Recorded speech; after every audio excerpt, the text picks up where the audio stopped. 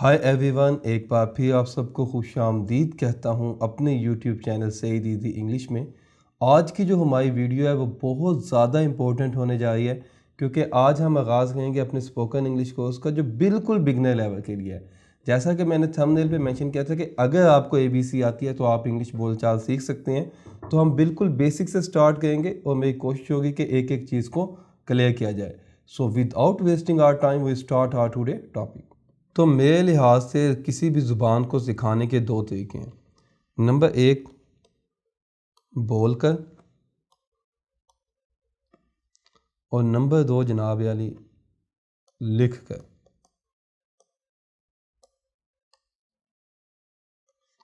अब जैसे बोल के हमने अपनी मदर लैंग्वेज सीखी, या हम किसी ऐसी कंट्री में चले जाते हैं जहाँ पे हमें लैंग्वेज आती ही नहीं, तो हम आहिस्ता आहिस्ता खुद ब खुद वो ज़ुबान सीख जाती हैं। लेकिन यहाँ पे लोगों का एक कंसेप्ट है कि अगर हम बोल के सीखते हैं तो हम वहाँ पे ग्रामर नहीं सीखते, टेंसेस नहीं सीखते।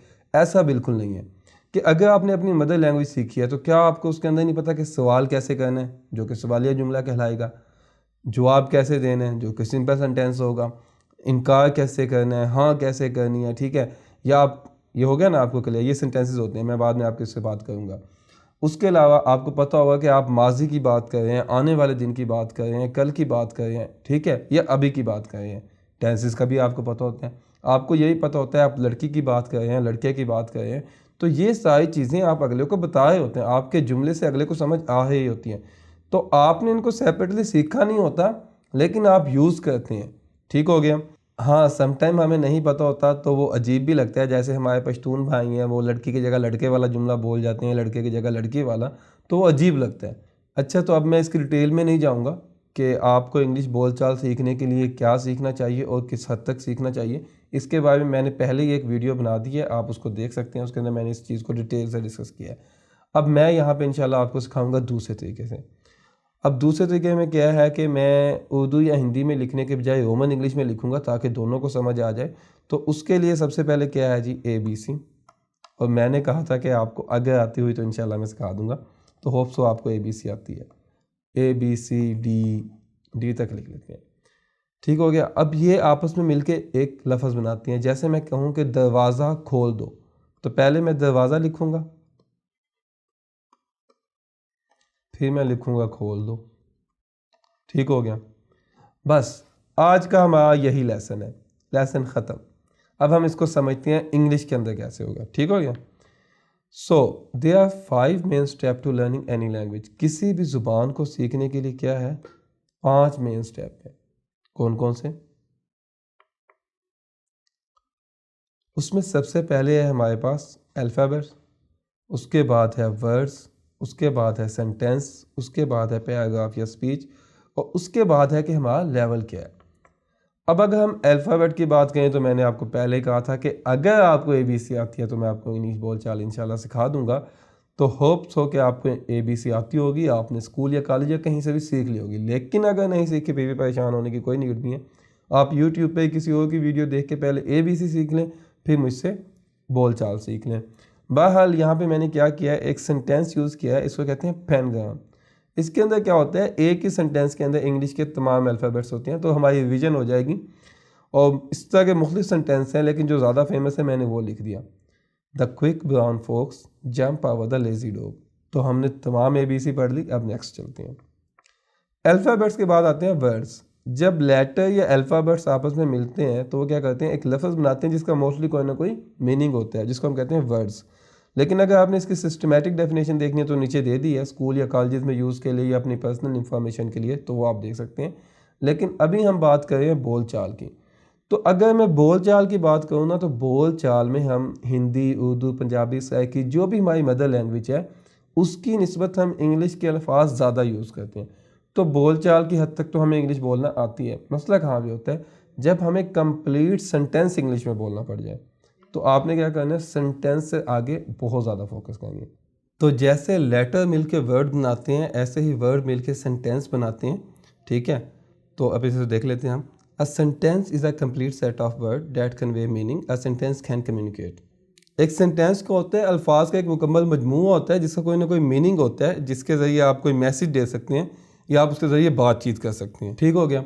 तो अब हमने देख लिया वर्ड्स क्या होते हैं, लेटर क्या होते हैं, अल्फ़ाबेट, लेकिन हमारा मेन मुद्दा था बोलना। तो अगर हम बोलने की बात करें ना, सबसे पहली बात यह है कि हम बोलते क्यों हैं। तो हम ज़्यादातर इन 5-6 वजूहात की बिना पे बोलते हैं। नंबर 1, हमने किसी को कोई बात बतानी होती है, कोई ऐलान करना होता है, कोई स्टेटमेंट देनी होती है, ठीक है। नंबर 2, हमने किसी को कोई कमांड देनी होती है, कोई हुक्म करना होता है, कोई ऑर्डर देना होता है। नंबर 3, हमने अपनी फीलिंग का इजहार करना होता है। हम बहुत ज़्यादा खुश हैं, हम बहुत ज़्यादा गमगीन हैं। वैसे ज़्यादातर फीलिंग का इजहार खामोश रह के किया जाता है, बहरहाल हम कभी कभी बोल के भी करते हैं। इसके अलावा हमने क्या करना होता है, किसी से कोई सवाल पूछना होता है, या किसी बात का इनकार करना होता है, या किसी को नेक तमन्नाओं का इजहार करना होता है। बुरी तमन्नाओं का भी कर सकते हैं, डिपेंड करता है बंदा कौन है। बहरहाल तो इन वजूहात की बिना पे हम बोलते हैं। अब ये था इसका बिल्कुल ना मतलब एक जर्नल। अब इसमें कोई सीखने की बात तो नहीं थी ना, आपको ही पता है कि आप क्यों बोलते हैं। मैंने क्या किया कि वो लिख के बता दिया कि आपके माइंड में सेपरेटली सेव हो जाए, बस इतनी चीज़ है, इसको आपने सवाल नहीं करना। हाँ, अब मैं आगे क्या करूँगा, दुनियादारी भी है, थोड़ी फॉर्मेलिटी पूरी करनी पड़ती है, लेकिन मेन वजह यह है कि मैं आपको इसके प्रॉपर इंग्लिश में नाम सिखाना चाहता हूँ, ताकि किसी भी वजह से आपको मेरी वीडियो अच्छी ना लगे, शक्ल, आवाज़ या कंटेंट, आप किसी और से सीखना चाहें तो आपको इनके प्रॉपर वर्ड्स आते हो और आपको पता लग जाए कि अच्छा ये उस चीज़ के बारे में बात करें। आप ये ना कहें कि ये क्या बात है, ये तो मैंने सीखा ही नहीं। चीज़ें वही होती हैं, बस थोड़ा सा मम्मी डैडी नाम दिया होता है, ठीक है। जैसे यहाँ पे है एलानिया जुमले, वही कि जब आप किसी चीज़ की कोई स्टेटमेंट देते हो, किसी चीज़ के बारे में कोई बयान देते हो या ऐलान करते हो, उसको क्या कहते हैं, एलानिया जुमले। ऐलान की इंग्लिश होती है डिक्लेयर, ठीक है, डिक्लेयर कर देना। तो यहाँ से निकला है डेक्लेरेटिव सेंटेंसेस। उसके बाद है तशवीशी या सवालिया जुमले, किसी से सवाल करना। सवाल करना होता है इंटरोगेट, ठीक है, इन्वेस्टिगेशन वहीं से निकला हुआ है, तो वहाँ से निकला हुआ है इंटरोगेटिव सेंटेंसेस। सिंपल है ना, वही चीज़ जो आप बोलते हैं, बस का एक प्रॉपर नाम। अब आपने क्या कि 4 नाम याद कर लेना है, अगर आपको पहले नहीं पता था। ये 4 इंग्लिश के लफ्ज़ हैं, ठीक है। आप पहले इन लफ्ज़ों को याद करें, फिर इंशाल्लाह आपको बोलचाल वाले सिखा दूंगा, बहुत ईजिली सीख जाओगे। उसके बाद है द इम्पेरेटिव सेंटेंसेस, लाजमी या हुक्मिया जुमले। जब हम किसी को कोई हुक्म देते हैं ना, तो हम उसको यही कह रहे होते हैं ना कि आपने ये काम लाजमी करना है, ये काम ज़रूरी करना है, ये काम अहम है। ऑर्डर का मतलब यही होता है, हुक्म का मतलब यही होता है। तो इसलिए ऐसे सेंटेंसेस को क्या कहते हैं, इम्पेरेटिव सेंटेंसेस। अच्छा, ये जो वर्ड है ना कॉमनली ज़्यादा यूज़ नहीं होता, तो मैंने क्या किया, इसका एक सेंटेंस लिख दिया कि आपको इसकी मीनिंग की समझ आ जाए। Free movement of labour was an economic imperative. मज़दूरों की आज़ादाना नकलो हरकत क्या थी, एक मुईशत के लिए बहुत अहम थी, लाजमी थी। उसके बाद एक्सक्लेमेटरी सेंटेंसेस, फिजाइया जुमले, ठीक हो गया। ये इनकी सिंपल सी एग्जाम हो गई। अच्छा जी, ये तो हो गया जनरल नॉलेज के लिए कि जी वर्ड्स क्या होते हैं, अल्फ़ाबेट्स क्या होते हैं, सेंटेंसेस क्या होते हैं, वो किस टाइप्स के होते हैं बोल चाल के लिहाज से। अब हम आते हैं अपने मेन मुद्दे पे। अगर मैं इसको मज़ीद क्लासीफाई करूँ ना कि हम बोलते क्यों हैं, तो वो हम बोलते हैं 2 वजूहात पे। एक, हमने कोई काम किया है उसके बारे में हमने बताना है, या हमने वैसे किसी चीज़ के बारे में बात करनी है या किसी चीज़ को डिस्कस करना है उसके बारे में बताना है, ऐसे होते हैं ना। तो अभी हम फर्स्ट केस को देख लेते हैं कि जब भी हम काम करेंगे वहाँ पे 3 चीज़ें होगी। नंबर 1, कोई ना कोई काम करने वाला होगा वहाँ पे।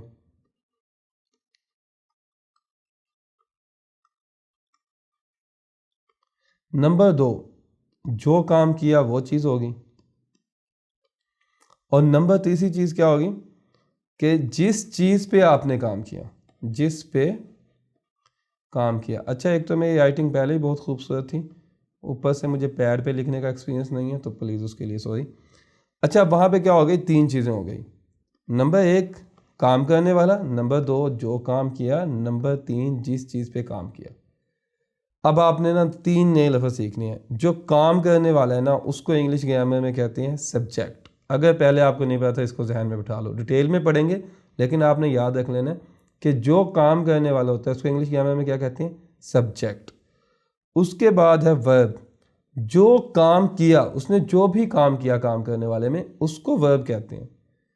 और उसके बाद है ऑब्जेक्ट, जिस चीज़ पे काम किया उसको ऑब्जेक्ट कहते हैं। अब हम इन्हें डिटेल में देख लेते हैं। Number 1, subject. मैंने आपको बताया था कि क्या होता है काम करने वाला, अगर आप काम की बात कर रहे हैं, ठीक है।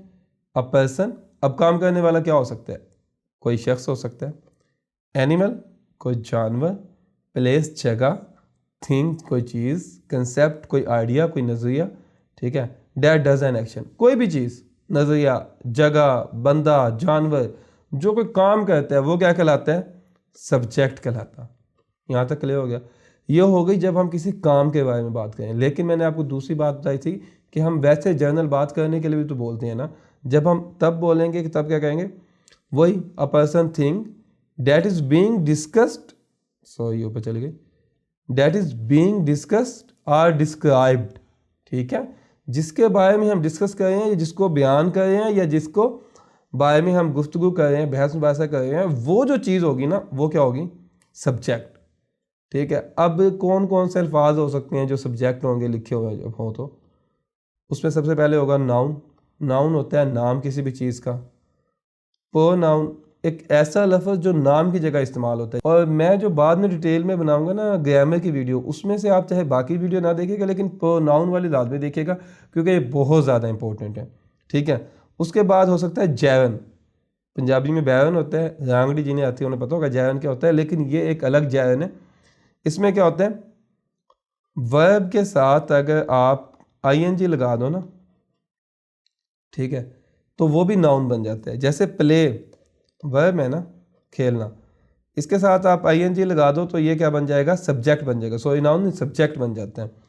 तो इसमें क्या होगा? प्लेइंग इज गुड, खेलना अच्छा है, तो ये क्या बन गया? सब्जेक्ट। इसको कहते हैं जैवन। ऐसे होता है इन्फिनेटिव।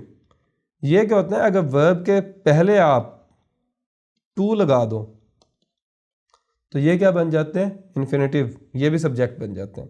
ये सारी चीज़ें डिटेल में डिस्कस करेंगे, लेकिन जो अभी आपने मेन चीज़ याद रखनी है ना वो ये कि सब्जेक्ट दो चीज़ें होंगी, या तो कोई भी चीज़, शख्स, जानवर या कोई भी चीज़ जो कोई काम कर रही है या जो डिस्कस हो रही है जिसको हम डिस्क्राइब कर रहे हैं। तो उसके बाद इनकी कुछ एग्जाम्पल दी गई हैं, इसमें हम देख लेते हैं। जैसे सईद लाइक हमज़ा, तो लाइक कौन करता है? सईद। किसको? हमज़ा को। तो यहाँ पे सईद क्या हुआ? सब्जेक्ट, क्योंकि काम सईद कर रहा है। ऐसे अली रीड्स बुक, अली क्या करता है? किताबें पढ़ता है, लेकिन पढ़ता कौन है? अली। तो अली क्या हो गया? सब्जेक्ट। अच्छा, the movie is good, movie क्या है? अब हम किस चीज़ को डिस्क्राइब कर रहे हैं? ये दूसरा जुमला आ गया, इसमें काम नहीं है, हम किस चीज़ को डिस्क्राइब कर रहे हैं? The movie is good. तो किस चीज़ को डिस्क्राइब किया? मूवी को। तो यहाँ पे मूवी क्या हो गई? सब्जेक्ट। ठीक है, आई थिंक कि आपको इसकी समझ आ गई होगी, और अगर नहीं आई तो आप मुझसे दोबारा पूछ लीजिएगा, इंशाल्लाह मैं नेक्स्ट वीडियो में आपको एक्सप्लेन कर दूंगा। अब उसके बाद है वर्ब। वर्ब क्या होता है कि वही जो सब्जेक्ट ने काम किया है ना उसका जो इजहार है, express what the person, animal, place, thing और कंसेप्ट डज। ठीक है, सिंपल वही एक एक्सप्रेस लगा के एक्सप्रेस व्हाट द, आगे वही सब्जेक्ट के आगे कि सब्जेक्ट ने जो जो काम किया है ना उसको क्या कहते हैं? वर्ब कहते हैं। ठीक हो गया। जैसे सईद लाइक हमज़ा, सईद क्या करता था? हमज़ा को पसंद करता था, तो इसमें काम क्या हुआ? लाइक्स, पसंद करना। अली रीड्स बुक, अब इसमें अली क्या हो गया? सब्जेक्ट, और रीड्स क्या हो गया? वर्ब, पढ़ना। क्या अली ने काम क्या किया? पढ़ता है। किसको? किताबों को। अच्छा, इसके बाद क्या है? The movie is good. अब ये इज़ क्या है? ये भी वर्ब है। आपने परेशान नहीं हो जाना, वर्ब की कोई 1100 किस्में हैं। अच्छा, मजाक नहीं कर रहा, 11 वाकई है, 100 मैंने गुस्से में कह दिया। तो जैसे एक्शन वर्ब, इन्फिनेटिव, ये हम बाद में डिस्कस करेंगे डिटेल में। जो इज़ है ना वो कहलाता है एलेक्सिव वर्ब या हेल्पिंग वर्ब। ठीक है, इनको हम बाद में डिस्कस करेंगे डिटेल में अगर आप पढ़ना चाहो। तो इज़ भी वर्ब है, वो हो गया क्लियर। अब हम चलते हैं ऑब्जेक्ट की तरफ। अच्छा, यहाँ पे एक चीज़ क्लियर कर लें कि जो चीज़ सब्जेक्ट है ना, नेक्स्ट सेंटेंस में वही चीज़ ऑब्जेक्ट भी हो सकती है। जैसे हमारे पास एक जुमला था कि सईद लाइक्स हमज़ा, सईद क्या करता है? हमज़ा को पसंद करता है, तो Hamza can also like Saeed. ठीक है ना, Hamza can also like Saeed. तो इसमें क्या हो जाएगा? हमज़ा सब्जेक्ट और सईद ऑब्जेक्ट। ठीक है, तो सेम वही चीज़ें होंगी, a person, animal, place, thing or concept that receive the action. इसमें फ़र्क क्या होगा कि वो चीज़, वो बंदा, वो जानवर, वो जगह जिसके ऊपर काम हुआ है, पहले वो था जिसने काम किया, अब वो जिस पे काम हुआ है वो क्या कहलाएगी? ऑब्जेक्ट कहलाएगी। तो उन्हीं एग्जांपल में हम देखें सईद लाइक हमज़ा, तो इसमें हमज़ा ऑब्जेक्ट हो गया क्योंकि वो हमज़ा को पसंद करे। अली रीड्स बुक, इसमें जो बुक है वो ऑब्जेक्ट होगी क्योंकि वो क्या करता है जी? पढ़ता है, लेकिन किस चीज़ को? किताबों को। क्लियर? यहाँ पे जो है ना क्वेश्चन है जी आज की वीडियो का सबसे इम्पोर्टेंट कि ये गुड क्या? अच्छा, मैंने इतना लंबा दायरा लगाया नहीं, जिसने लगा दिया आप यहाँ समझ आ गई ना मेरी राइटिंग क्यों ख़राब है। तो क्वेश्चन ये है जनाब कि गुड क्या? ठीक है, क्या गुड ऑब्जेक्ट है, अगर है तो कैसे और नहीं है तो क्यों, इसका आपने जवाब देना है। होप्स हो कि मैं वीडियो के एंड में बता दूंगा, अगर नहीं बताया तो नेक्स्ट वीडियो में बताऊंगा, लेकिन आपने इसको लाजमी देखना है। अब जी सबसे जो इम्पोर्टेंट चीज़ हमारी स्टार्ट होने लगी है ना, वो ये है। सबसे पहले हमने सीखा अल्फ़ाबेट, वर्ड, सेंटेंसेस। वो इतनी ज़्यादा इंपॉर्टेंट नहीं थी, सिर्फ आपकी इंफॉर्मेशन के लिए थी, आप उसको पता चल गया, ओके हो गया। उसके बाद हमने पढ़ा कि जब भी हम बात करेंगे दो चीज़ें होंगी, या तो कोई काम होगा या किसी चीज़ को डिस्क्राइब करेंगे। अगर काम होगा तो वहाँ पे दो चीज़ें होंगी, काम करने वाला, जो काम किया, जिस चीज़ पे काम किया, सब्जेक्ट, वर्ब, ऑब्जेक्ट। ये आपको आई थिंक क्लियर हो गया, ठीक है। आप उसी फोकस को प्रोनाउन दो, ये बाकी चीज़ें निकाल दो। सब्जेक्ट क्या होता है, वर्ब क्या होता है, ऑब्जेक्ट क्या होता है, ये आपको क्लियर हो गया। अब जो सबसे इंपॉर्टेंट चीज़ है ना, वो है तरतीब। जैसे मैंने यहाँ पे एक लाइन लिखी है, ये मुश्ताक अहमद यूसुफ साहब की है। वो कहते हैं कि मेरे सर ने मुझे एक क्वेश्चन दिया, उसके अंदर था कि शुदा के साथ चार अल्फाज बनाओ, और उसके ना 4 नंबर थे। तो मैंने लिखा शादीशुदा, गुमशुदा, ख़त्मशुदा, तबाहशुदा। तो उन्होंने क्या किया, मुझे ना 8 नंबर दिए। तो मैंने कहा सर ये कैसे हुआ, 4 के आपने 8 कर दे दिए। कहते 4 नंबर आपके अल्फाज के और 4 नंबर उसकी तरतीब के, कि आपने तरतीब बड़ी कमाल की लगाई है, शादीशुदा, फिर गुमशुदा, ख़त्मशुदा और तबाहशुदा, ठीक है। तो तरतीब बहुत इंपॉर्टेंट है, मजाक से हटके। तो यहाँ पे क्या है कि आपने सब्जेक्ट, वर्ब, ऑब्जेक्ट तो सीख लिया, लेकिन इसको जुमले में लिखना कैसे है, ये बहुत ज़्यादा इंपॉर्टेंट है। तो उसकी जो तरतीब है ना, जब बिल्कुल सादा जुमला होगा, ठीक है, ना कोई सवालिया, ना मनफी, ना कोई वैसा, तो उसमें तरतीब क्या होगी, सबसे पहले आएगा सब्जेक्ट, फिर आएगी वर्ब, फिर आएगा ऑब्जेक्ट। जैसे क्या था हमारे पास के सईद लाइक्स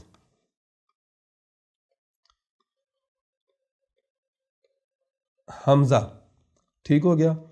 सईद क्या करता है, हमजा को पसंद करता है। पहले सब्जेक्ट, फिर वर्ब, फिर ऑब्जेक्ट। अच्छा अब क्या होगा, ये बिल्कुल सादा जुमला है, इसके अंदर मॉडिफिकेशन भी हो सकती है ना, कि क्या हो सकता है इसके अंदर जनाब, कि जो सईद है वो हमजा को बहुत ज़्यादा पसंद करता है, या थोड़ा सा पसंद करता है, या कभी कभी पसंद करता है। तो फिर जब हम जुमले को चेंज करेंगे, मैं आपको बाद में चीज़ें सिखाता जाऊँगा इसके अंदर ऐड कैसे करनी है, निकालनी कैसे है, लेकिन आपने बेसिक स्ट्रक्चर याद रखना है, इससे आपको बहुत आसानी हो जाएगी आगे सीखने में। और अभी हम बिल्कुल सादा सीखेंगे। और जो लोग कहते हैं ना कि हमें सिर्फ इतना बोलना सिखा दो कि अगर हम किसी कंट्री में जाएँ और हमें अपना पैगाम डिलीवर करना आ जाए, तो उनके लिए ये जो है ना स्ट्रक्चर बहुत इंपॉर्टेंट है, ठीक है। आप डिटेल में ना जाओ, आप ना कहो कि सईद बहुत ज़्यादा पसंद करता है, आप कहते हो कि सईद बस पसंद करते हैं, ठीक है। आप यार ना कहो कि थोड़ा सा करता है, ठीक है। फिर थोड़ा सा के लिए ना आपको ज़्यादा मेहनत करनी पड़ेगी, बाय द वे। तो सब्जेक्ट, वर्ब, ऑब्जेक्ट क्लियर हो गया। ये तरतीब है सादा जुमलों के अंदर। तो इन चीज़ों को आपने याद रख लेना, ये बहुत इंपॉर्टेंट है। अब आगे हम देखते हैं कि क्या वही मैंने ना इसका एक चार्ट बना दिया कि काम करने वाला पहले क्या होगा, सब्जेक्ट, उसके बाद आएगी वर्ब, उसके बाद आएगा ऑब्जेक्ट। सब्जेक्ट में वही पर्सन डूइंग द थिंग, वो डूअर भी कह लो इसको आप ना, काम करने वाला, ठीक है। और वर्ब वो जो थिंग, आपने जो काम कर दिया। और ऑब्जेक्ट जिस चीज़ पे काम किया, या आप सब्जेक्ट को एक्टर कह लो, वर्ब जो उसने एक्शन किया, और ऑब्जेक्ट जिस चीज़ पे एक्शन किया, ठीक हो गया। जैसे यहाँ पे एग्जांपल दी गई है, जेनी लव्स पेंटिंग। तो जेनी क्या करती है, पेंटिंग से प्यार करती है। जेनी सब्जेक्ट हो गया, लव्स वर्ब हो गया, और पेंटिंग ऑब्जेक्ट हो गया। इसको मैं बार बार इसलिए रिपीट कर रहा हूँ कि ये कंसेप्ट आप जितना अच्छे से बिठा लेंगे ना अपने दिमाग में, उतनी ईजीली आप क्या करते हैं नेक्स्ट चीज़ों को सीख लेंगे। और ये आपके ना मैक्सिमम 10 से 15 लेक्चर लगेंगे, उसके बाद आप हज़ारों जुमले बोल सकेंगे। लेकिन हम क्या करते हैं, हमें कोई लिखे लिखाए जुमलों की इंग्लिश दे दें, हम उसको रट्टा लगा के बोलें। उसमें क्या है कि बोलना तो आपने बहुत ज़्यादा होता है, तो क्या आप करोड़ों सेंटेंसेस की इंग्लिश बनाना सीखने के बजाय उनको रट्टा लगाओगे? नहीं, आप एक जुमले की इंग्लिश बनाना सीख लो और फिर बाकियों की खुद ब खुद बनाते जाओ, सिर्फ उनकी वोकैबुलरी देख के कि उनको इंग्लिश में कहते क्या हैं। यहाँ तक क्लियर? अब नेक्स्ट देखते हैं। अच्छा यहाँ पे ना मैंने कुछ वर्ब दी हुई हैं। अब इनकी मदद से आप क्या कर सकते हैं, जुमले बना सकते हैं जितने आप चाहें। मैं आपको एक पैटर्न बनाता हूँ, उसके बाद आपके जहन में जितनी वर्ब हैं, जितनी ऑब्जेक्ट की इंग्लिश है, जितनी सब्जेक्ट की इंग्लिश है, उन सब को इस्तेमाल करके आपने सेंटेंसेस बनाने हैं। जैसे पहले है ईट, फिर है स्लीप, फिर है थिंक, फिर है अंडरस्टैंड। जैसे मैं यहाँ पे पहला सेंटेंस लिख देता हूँ कि सईद ईट्स एप्पल। सईद क्या करता है, सेब खाता है। सईद ड्रिंक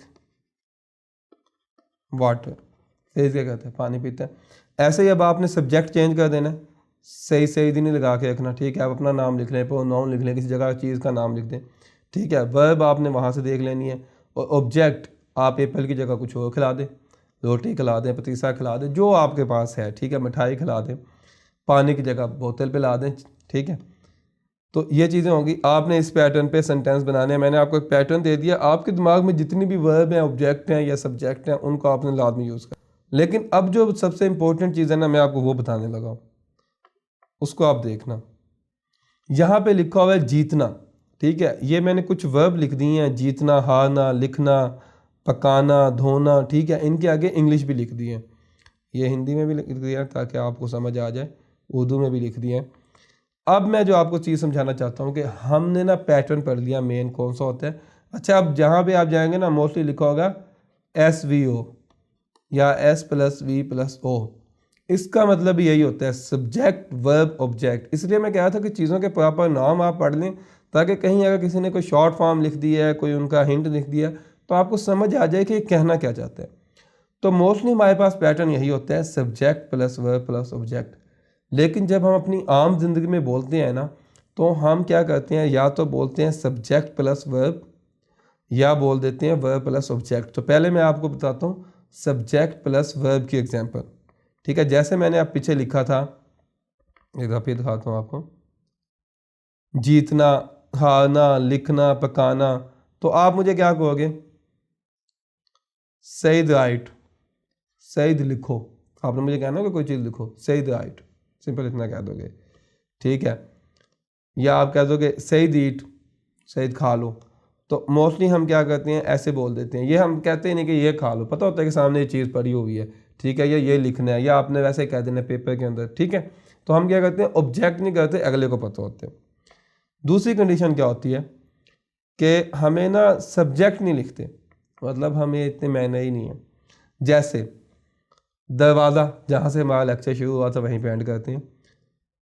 ये है कि जी दरवाज़ा खोल दो या दरवाज़ा बंद कर दो, दो सेंटेंसेस हैं हमारे पास। उसकी इंग्लिश मैंने ये पीछे लिखी हुई है, ये भी आप सब देख लेना, ठीक है। सुनने की, बंद करने की, खोलने की, चलाने की, या आपको आती भी होंगी, फिर भी मैं कहता हूँ लिख दी, आप देख लें। अब आप क्या कहेंगे, मुझे दरवाज़ा बंद कर दो, ऐसे ही कहेंगे ना आप। तो आप कहेंगे क्लोज द डोर। अब ये दी क्या है, इसको अभी इग्नोर कर देना, बस सिंपल सेंटेंस में लगा दें। मैं बाद में बताऊंगा आर्टिकल होता है, मतलब डिटेल में जाने की नीड नहीं है। सिंपल आप क्या कहेंगे, क्लोज द डोर, या आप कहते हैं क्लोज डोर, अगर आप नहीं बोलना चाहते, ठीक हो गया। या दूसरा आप मुझे क्या कहेंगे कि दरवाज़ा खोल दो, ओपन द डोर। तो आज की जो वीडियो के पैसे पूरे होंगे ना, वो तब होंगे कि आपके जहन में इस तरह के जितने भी ऑब्जेक्ट और वर्ब की इंग्लिश है, अगर आप उसको अपनी लाइफ में बोलना शुरू कर दें, कि आप दरवाज़ा खोलने के बजाय, या आप ये कहने के बजाय कि दरवाज़ा ओपन कर दो, आप कह दो ओपन द डोर, ठीक है। आपने एक लफ्ज़ बोला था, आप दोनों इंग्लिश के बोल दो। अगर आप इतना सीख गए ना, तो आज का लेक्चर के पैसे पूरे, ठीक है। और इंशाल्लाह मैं प्रॉमिस करता हूँ कि नेक्स्ट आपको ये चीज़ें बहुत ईजी से समझ आ जाएंगी, और एक दिन आप बहुत अच्छे से इंग्लिश बोल सकेंगे। अब हम कंप्लीट सेंटेंसेस सीखेंगे, कॉम्प्लिकेटेड की तरफ भी जाएंगे, डोंट वरी अबाउट इट, ठीक हो गया। तो ऐसे आपने क्या करना है, वर्ब प्लस ऑब्जेक्ट मिला के बोल देना है। अब क्या होता है कि अगर आप में थोड़े से मतलब होंगे, तो आप क्या कहेंगे सईद। थोड़े और ज़्यादा मौजूद हो जाएंगे, तो फिर आप कहेंगे बराए मेहरबानी या प्लीज़, या आप कहेंगे क्या सईद आप दरवाज़ा खोल सकती हैं। तो जैसे जैसे हम अपने अल्फाज चेंज करेंगे, तो वैसे वैसे हम अपनी इंग्लिश चेंज करेंगे, वो फिर हम बाद में डिटेल में जाएंगे। तो अभी आज का लेक्चर कैसे कंप्लीट होगा, अगर मैं इसको थोड़ा सा रिवाइज करना चाहूँ 1 मिनट में, तो हमने सबसे पहले क्या सीखा, अल्फ़ाबेट्स क्या होती हैं, वर्ड्स क्या होते हैं, सेंटेंसेस क्या होती हैं, ठीक है। फिर हमने देख लिया कि बोलने के लिहाज से सेंटेंसेस की अक़साम कितनी है, वो सिर्फ इंफॉर्मेशन के लिए था। उसके बाद हमारी मेन चीज़ शुरू हुई सब्जेक्ट, उसके बाद वर्ब, और उसके बाद था जी ऑब्जेक्ट, ठीक हो गया। सब्जेक्ट था काम करने वाला, वर्ब था जो काम किया, और ऑब्जेक्ट था जिस चीज़ पे काम किया। मुझे तो जल्दी है, मेरी ड्यूटी का टाइम होने वाला, तो बस मैं इसको वाइंड अप कर रहा हूँ। आई थिंक कि आपको समझ आ गई होगी, आपने प्रैक्टिस लाजमी करनी है। हाँ, अगर कहीं समझ ना आए तो इंशाल्लाह मैं नेक्स्ट वीडियो में लाजमी आपको एक्सप्लेन कर दूंगा, आप कमेंट कर देना, ठीक है। तो हमने सीख लिया सब्जेक्ट क्या होता है, वर्ब क्या होती है, ऑब्जेक्ट क्या होते हैं। फिर हमने इसका एक मुकम्मल जुमला बना के देखा था, सईद लाइक्स। बार बार आपको याद ही हो ही गया होगा, हमजा पूरा नहीं लिखता, ठीक हो गया। अब उसके बाद मैंने आपको मेन चीज़ समझाई थी कि मोस्टली हम क्या करते हैं, या तो सब्जेक्ट प्लस वर्ब बोल देते हैं, या वर्ब प्लस ऑब्जेक्ट बोल देते हैं। तो आपने ना आज की जो वीडियो है ना उसके बाद आपने सिर्फ यही करना है कि वर्ब प्लस ऑब्जेक्ट जितने भी आपके माइंड में हो, कहीं से भी आपने सीखे हो, उनकी लाजमी प्रैक्टिस करनी है। अगर नहीं है, पहले आप ऐसे बोल दो, ओपन द दरवाज़ा, ठीक है, बाद में जाके देख लो दरवाजे की इंग्लिश क्या होती है, थोड़ी सी मेहनत कर लो, ठीक है। या खोल दो डोर, बाद में आप देख लो कि खोलने की इंग्लिश क्या होती है, ठीक है। इतना करके आप अपने 100-150 सेंटेंसेस बनाएं और कोशिश करें कि आपके जो जर्नल ज़िंदगी में जितने भी आपने काम करने होते हैं, कहने होते हैं या बयान करने होते हैं, जैसे मैं सोने जा रहा हूँ ये वो, अभी शायद आपको ना बोलना है, चलो ट्रेन में जाते, लेकिन जितनी आपको आ जाए उतने आपने जुमले बना के उसकी प्रैक्टिस लाजमी कर लेनी है। तो उसके बाद है प्रपोजिशन, उसको हम नहीं देखते, उससे पहले हम एक सेपरेट लेक्चर बनाएंगे और फिर नेक्स्ट लेक्चर में इसको देखेंगे। तो अभी आपने क्या करना है, इन्हीं चीज़ों को देखना है और आज के लेक्चर के लिए इतना बहुत है और मुझे भी देर हो रही है। सो सी यू नेक्स्ट टाइम, तब तक के लिए अल्लाह हाफिज़, टेक केयर।